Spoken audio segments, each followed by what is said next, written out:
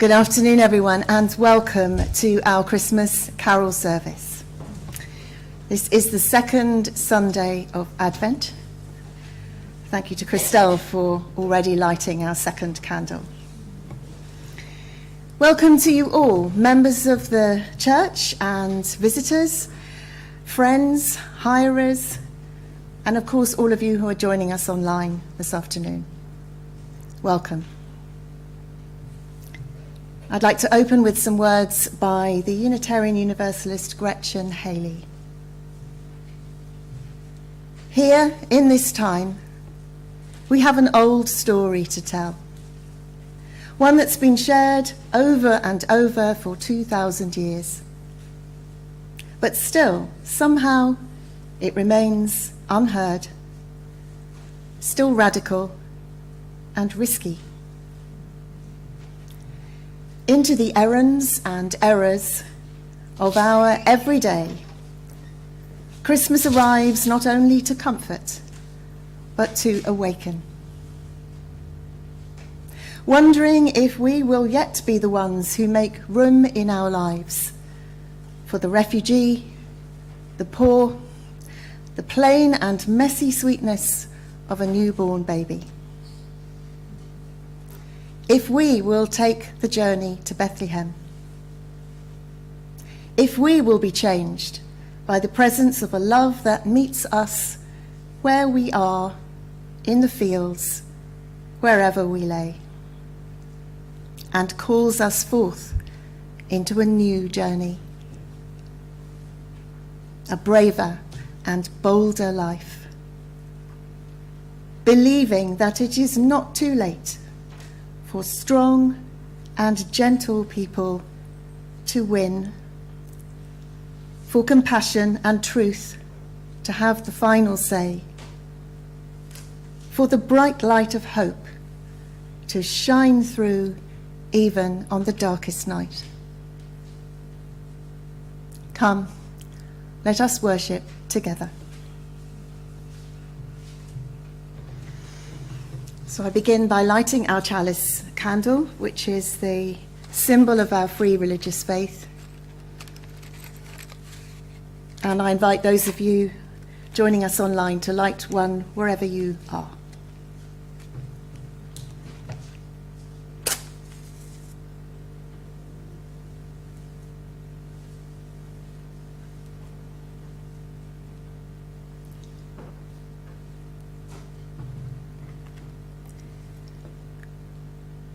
May this flame be a sign of the spirit of Christmas and of the light that dwells within each and every one of us. May it shine ever more brightly and warmly at this festive and holy time.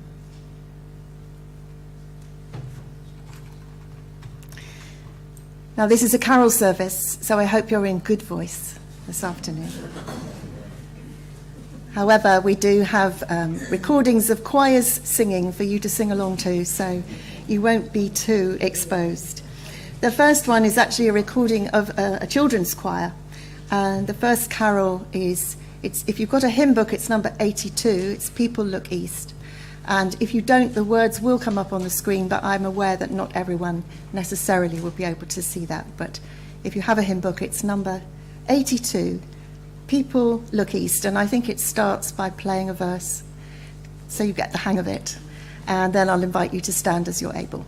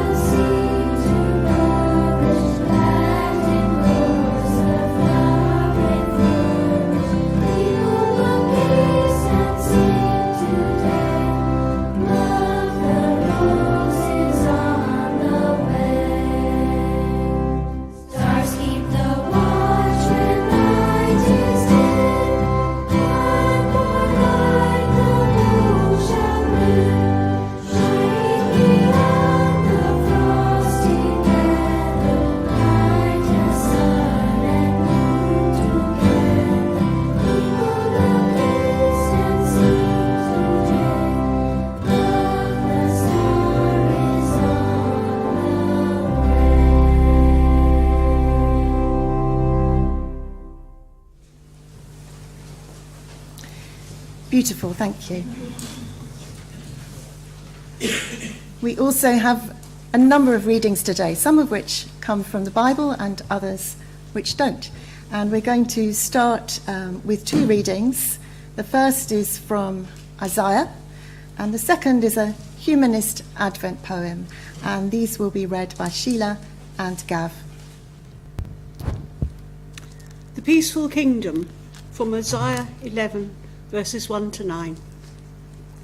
The royal line of David is like a tree that has been cut down. But just as new branches sprout from a stump, so a new king will arise from among David's descendants. The Spirit of the Lord will give him wisdom, and the knowledge and skill to rule his people. He will know the Lord's will and honour him, and find pleasure in obeying him. He will not judge by appearance or hearsay. He will judge the poor fairly and defend the rights of the helpless. At his command, the people will be punished, and evil persons will die. He will rule his people with justice and integrity. Wolves and sheep will live together in peace, and leopards will lie down with young goats. Calves and lion cubs will feed together, and little children will take care of them. Cows and bears will eat together, and their calves and cubs will lie down in peace. Lions will eat straw as cattle do. Even a baby will not be harmed if it plays near a poisonous snake. On Zion, God's sacred hill, there will be nothing harmful or evil. The land will be as full of knowledge of the Lord as the seas are full of water. A humanist Advent poem by Rob Macpherson. How we have hurried towards this time of waiting, headlong into this fully fallow stretch of days.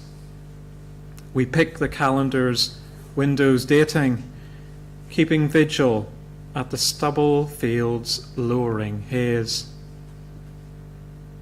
Gone the days of the full-bellied harvest, gone as surely as the sun goes west. How we gorged on the fruit of the vine, how we wrung the windfall from the tree, and wolfed the blood-warm lamb, cut fine, and sopped the juice with loaves we gathered free. Now the sun slung low across this field of time sheds milky light on furrows, tumbled clods. Even steeple bells seem muffled when they chime above a land laid waste, abandoned by the ancient gods. This is the sign you shall be given, longing dearth.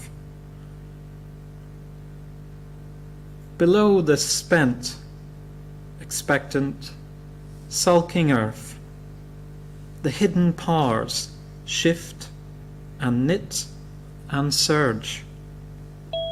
Burgeoning life awaits within a womb as soil and soul converge. Our second carol is number 85 in the hymn books. It's O Little Town of Bethlehem. That's number 85. Amen.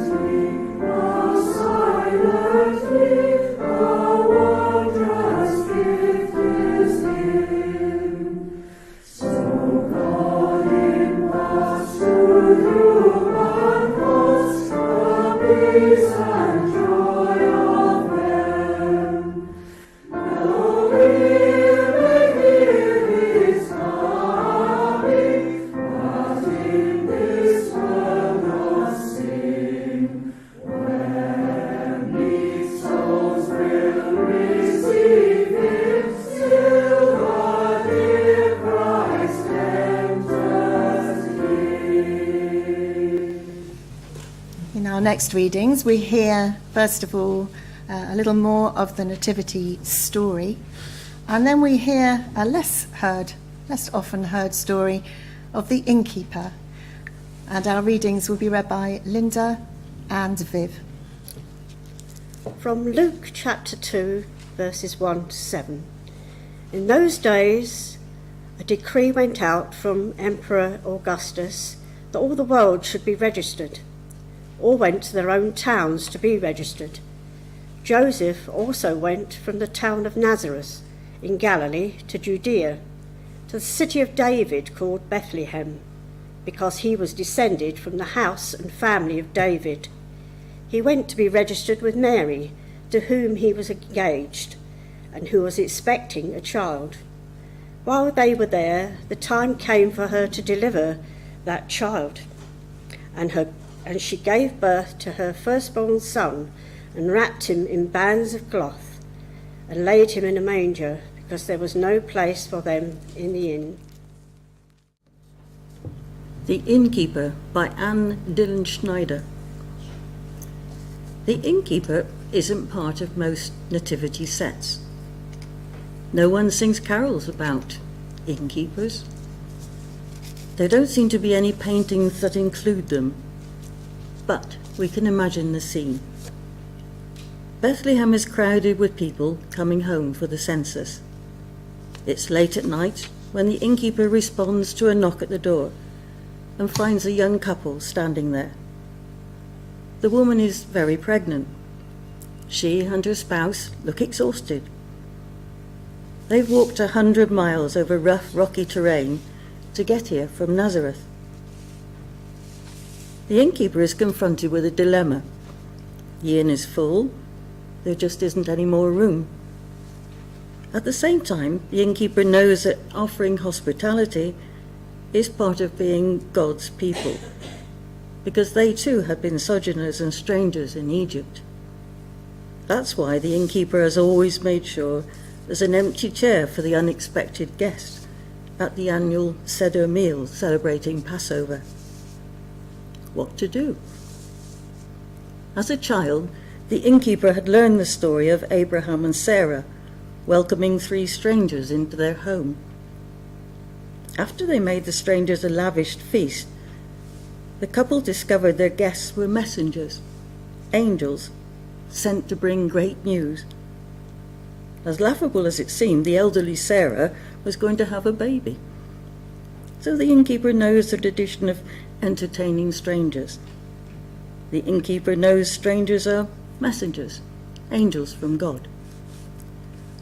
Tonight there is a very bedraggled and weary couple on this very doorstep. So what to do? The innkeeper pulls the door to a bit, hastily assessing the situation. Is there any space anywhere? The beds are all taken. There are even people sleeping on the floor. What to do? Is there any possible solution? In a moment of inspiration, the innkeeper remembers the stable out behind the inn. It's not much, but it's some protection from the wind. No matter how bitter the weather may be, the heat from the animals will keep these guests warm. The innkeeper flings open the door and welcomes the couple with a broad smile. There's not much, but there's a possibility. A stable. Will it suffice? It does. And the innkeeper saves the day. Our next carol is While Shepherds Watched, number 84 in the hymn books, and it is lifted pretty much from the biblical narrative, which we'll hear after we've sung it. So it's quite interesting that I don't think many hymns are actually as closely connected to the scriptures as this one is. So enjoy singing it and then hear it as it was written originally. Number 84, While Shepherds Watched.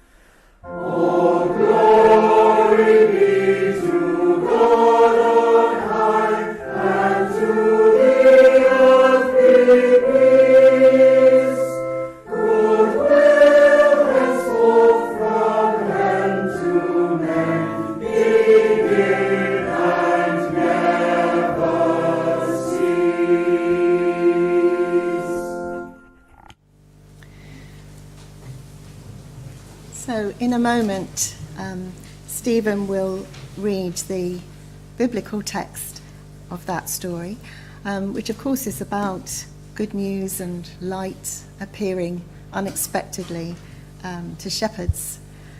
And then Elizabeth is going to read a poem for us by Philip Larkin, which takes us into the world of the Lamb, and that's called First Sight, a different kind of light appearing. Thank you, Stephen. In that region there were shepherds living in the fields, keeping watch over their flock by night. Then an angel of the Lord stood before them, and the glory of the Lord shone around them, and they were terrified. But the angel said to them, "Do not be afraid. I am bringing you good news of great joy for all the people. To you is born this day in the city of David a Saviour, who is the Messiah, the Lord. This will be a sign for you. You will find a child wrapped in bands of cloth and lying in a manger." And suddenly there was with the angel a multitude of the heavenly host, praising God and saying, "Glory to God in the highest heaven, and on earth peace among those whom he favours." When the angels had left them and gone into heaven, the shepherds said to one another, "Let us now go to Bethlehem and see this thing that has taken place, which the Lord has made known to us." So they went with haste and found Mary and Joseph and the child lying in the manger. When they saw this, they made known what had been told them about this child, and all who heard it were amazed at what the shepherds told them. But Mary treasured all these words and pondered them in her heart. The shepherds returned, glorifying and praising God for all that they had heard and seen, and as it had been told them. First Sight by Philip Larkin. Lambs that learn to walk in snow, when their bleating clouds the air, meet a vast unwelcome, know nothing but a sunless glare. Newly stumbling to and fro, all they find outside the fold is a wretched width of cold.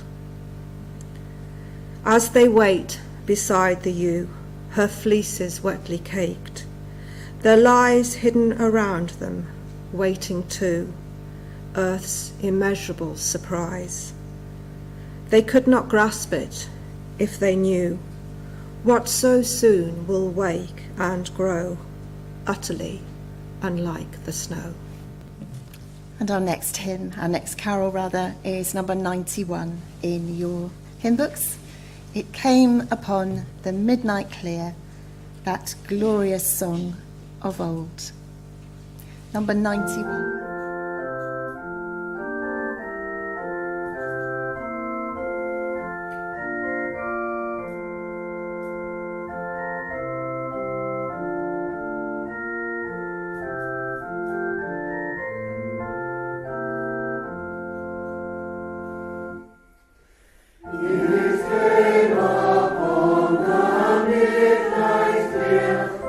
Glorious song of old.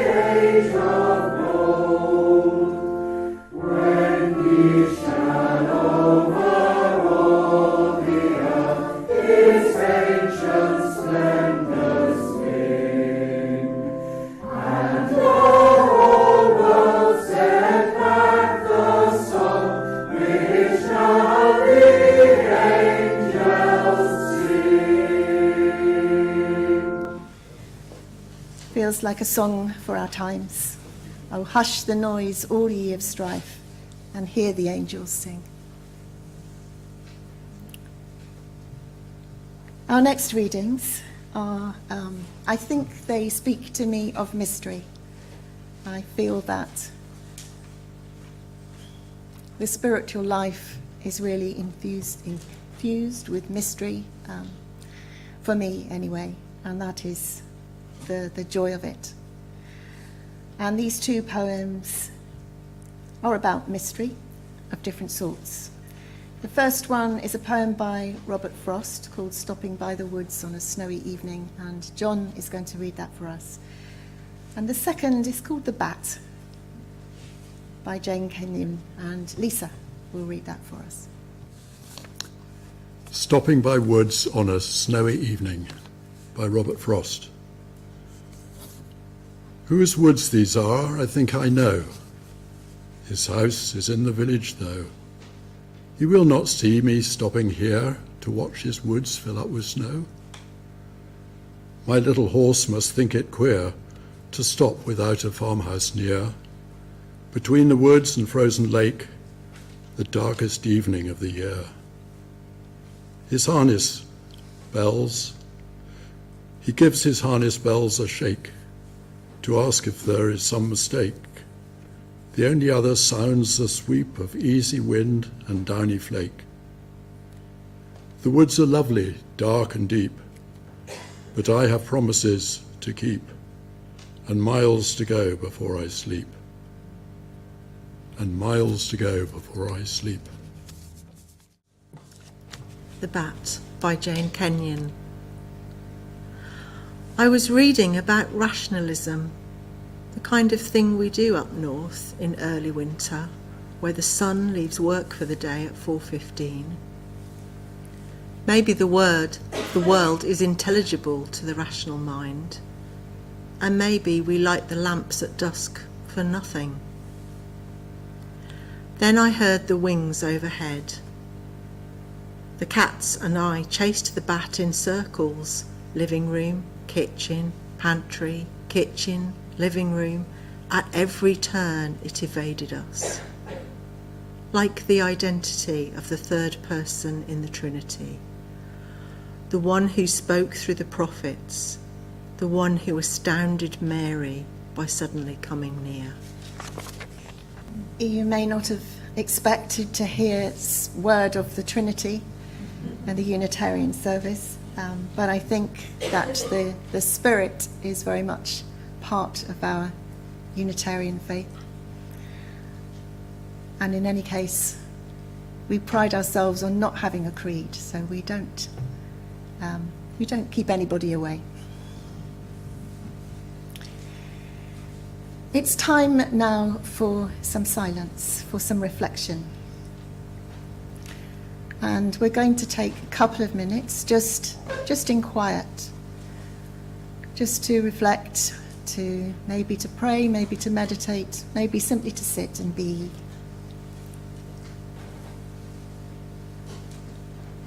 You might like to make yourselves comfortable.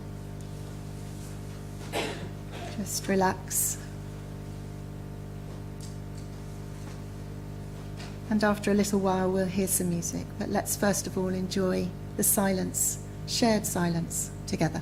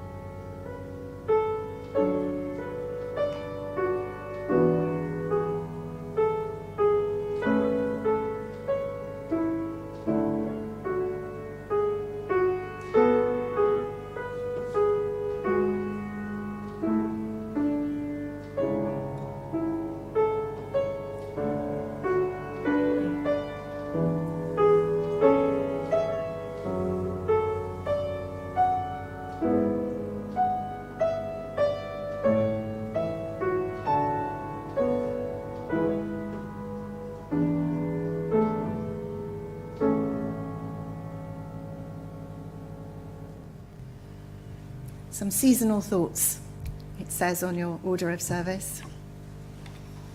So here are some seasonal thoughts.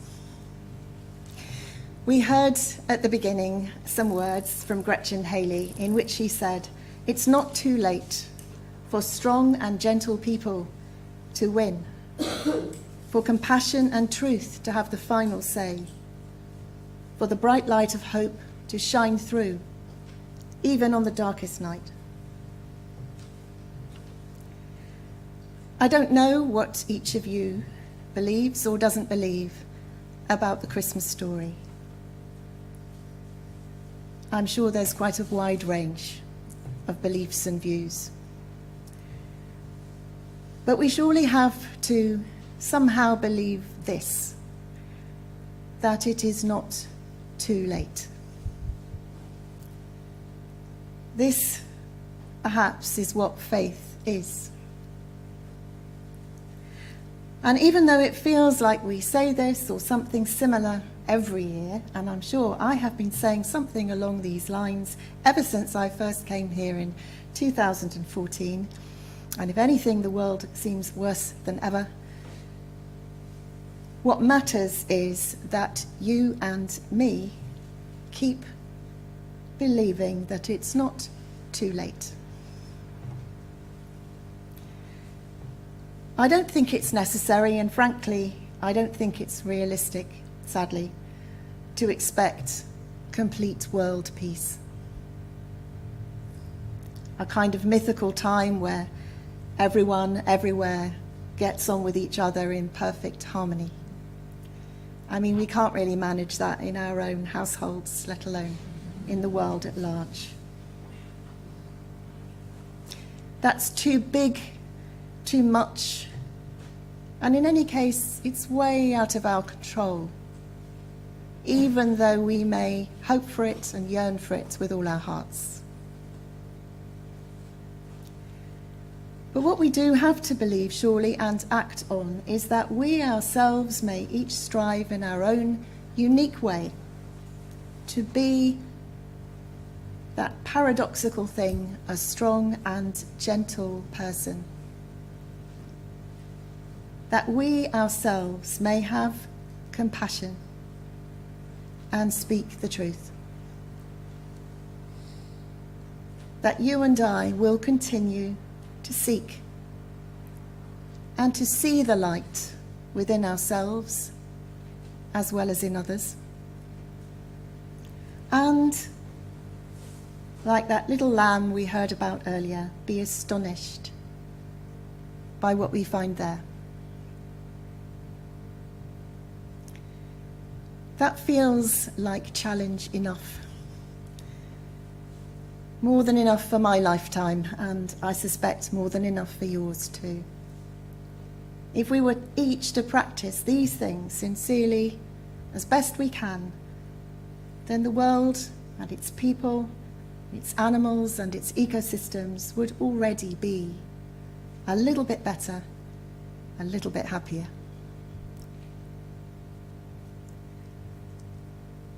Christmas is one of those reminders we get during the year to keep believing. It's a wake-up call. It tells us once again what we seem to keep forgetting, that love and kindness, openness, curiosity, strength and gentleness, faith and a little hope are really all we need. This old story, this 2024-year-old story, takes as its starting point the birth of a naked, homeless, vulnerable baby born in a stable under the stars. There's nothing loud, nothing powerful or grandiose about him, and yet his light shines bright for all with eyes to see. He could be you. He could be me. He could be any one of us. This Christmas, And in this coming year, may we each keep on shining, brighter than ever,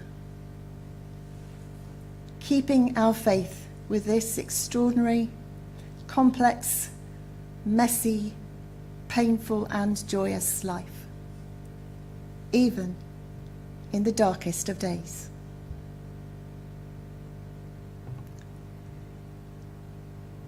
It's our custom at these services to share the International Peace Prayer together. And even though I've just said pessimistically that I don't think there'll ever be total peace, it's really about moving in the right direction. And I think that's what this prayer is about.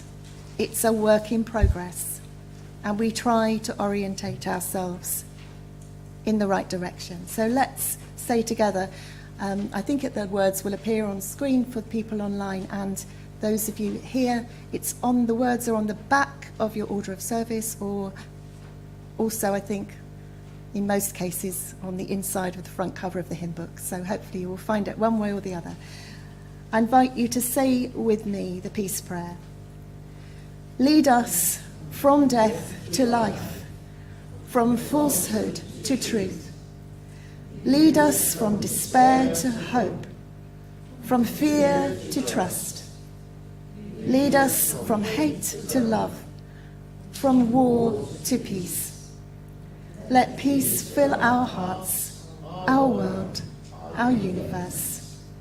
Peace, peace, peace. Amen. Let's sing our next carol, which is Hark the Herald Angels Sing. Number 90, 90.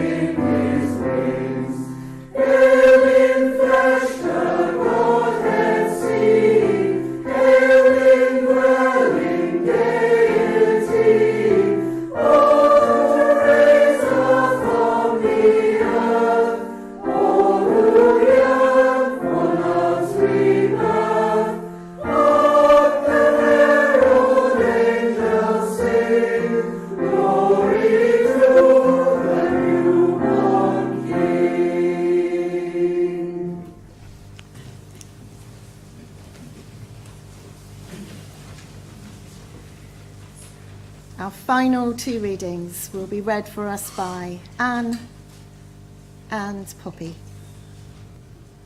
A Christmas Prayer by Maureen Killoran. Not gold, nor myrrh, nor even frankincense would I have for you this season, but simple gifts, the ones that are hardest to find, the ones that are perfect, even for those who have everything, if such there be. I would, if I could, have for you the gift of courage, the strength to face the gauntlets only you can name, and the firmness in your heart to know that you, yes you, can be a bearer of the quiet dignity that is human glorified. I would, if by my intention I could make it happen, have for you the gift of connection, the sense of standing on the hinge of time, touching past and future, standing with certainty that you, yes you, are the point where it all comes together. I would, if wishing could make it so, have for you the gift of community, a nucleus of love and challenge, to convince you in your soul that you, yes you, are a source of light in a world too long believing in the dark. Not gold, nor myrrh, nor even frankincense would I have for you this season, but simple gifts, the ones that are hardest to find, the ones that are perfect, even for those who have everything, if such there be. Now the Work of Christmas Begins by Howard Thurman. When the song of the angels is stilled, when the star in the sky is gone, when the kings and the princes are home, when the shepherds are back with their flocks, the work of Christmas begins. To find the lost, to heal the broken, to feed the hungry, to release the prisoner, to rebuild the nations, to bring peace among the people, and to make music in the heart. We have one last carol to sing, and it's number 96. Joy to the world, for peace shall come. At least, let's say, to some extent, please. Joy to the world.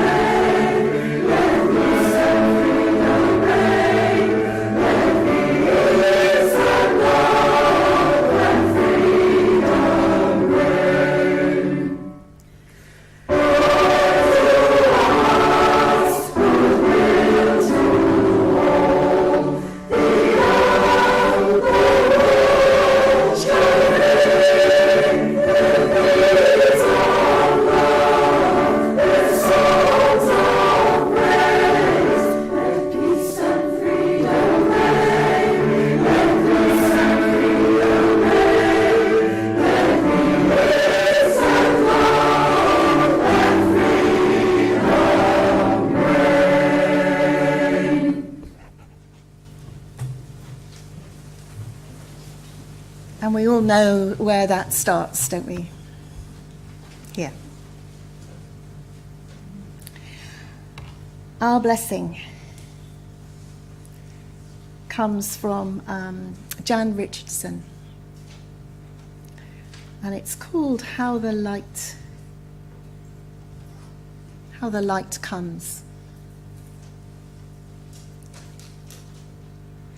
I cannot tell you how the light comes. What I know is that it is more ancient than imagining, that it travels across an astounding expanse to reach us.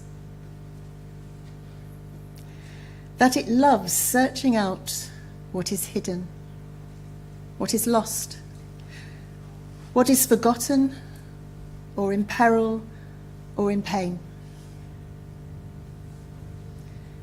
That it has a fondness for the body, for finding its way toward flesh, for tracing the edges of form,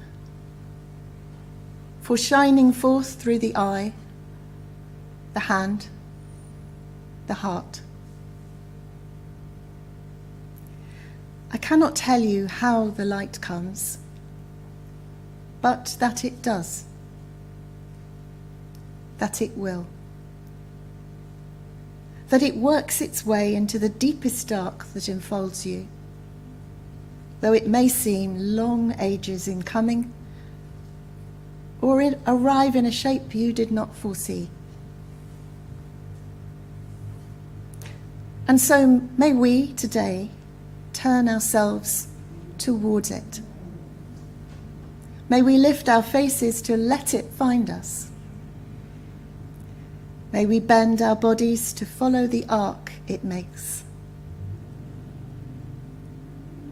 May we open and open more, and open still to the blessed light that comes.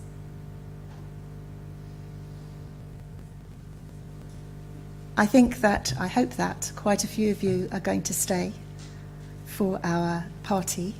I think probably most of you know that this is my last service. So that's a cause for maybe a little bit of sadness, but hopefully quite a bit of celebration too. And I hope you'll come through and enjoy, I think it's mince pies to start with, is it, Anne? And then I don't know what's going to happen, nobody's told me. So I'm as much in the dark as you are, but I'm sure it will be lovely. So do stay if you can.